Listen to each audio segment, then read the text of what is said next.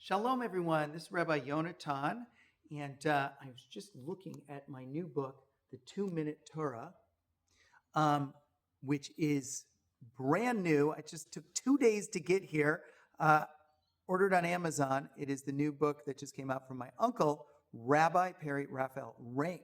It's been such a big influence on my life. And there's not one, but two drashot for every day of the year for a full year inside of this book. So far from what I read, really, really interesting insights. And let me share one from this week's Parsha, Parshat Vayetzei. So Jacob leaves his home after the incident with the blessing, which was supposed to be for his brother Esau, gets very angry and says he even wants to kill Jacob. Jacob runs away. He happens upon a certain place, and you probably remember the story. He had a dream. There was a ladder. But what I want to focus on is not the ladder, but where he set his head down and where he went to sleep. It says here, he took rocks from the place and placed them beneath his head, and he laid down on that spot. Now, Rabbi Yehuda, a rabbi from the Talmud, who comes along quite a bit later, says Jacob took 12 stones, rocks, plural. How many? 12. Why 12? Thinking the Holy One has decreed that 12 tribes will be established.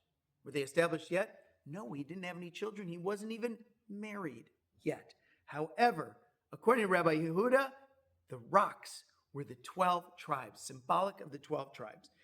And there's an interesting geological transformation in Jacob's story, because as we read in Genesis 28:18, suddenly the language of a rock that he had under his head comes up. Jacob will use this rock as a pillar, marking it as the spot, as the house of God, Beit El. Now, Rabbi Yehuda sees in this transformation evidence that a plurality of tribes would someday become one nation. And this is very interesting to think about, especially with our history. The brothers who couldn't get along, the tribes who didn't always get along, a split kingdom. And what does that say about our time and about ways in which the divisions aren't just in tribes or in kingdoms, but we live in a time of great individualism. And it has only been climbing over the course, at least of my lifetime. And yet, it is said that during times of great upheaval and transformation and paradigm shift, like I think we're experiencing right now, the individuals, the smaller groups, tend to come together into a cohesive and more united society, more cooperative, participating one with another, and really building a greater world. It'd be interesting to think about what might happen in the next 5 or 10 years.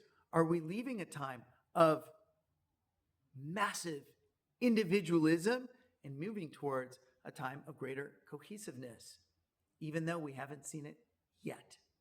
And it's a really good question for us in the Masorti conservative movement, because even though we've always talked as a movement of Klal Yisrael and about not just about movement identity, but of being part of something greater, a part of Am Yisrael, a people of Israel, it's also true that we've attracted people who are more traditional, but it has always gone without saying that everyone makes their own religious observance decisions, that each individual is able to decide what they do for themselves and not the collective.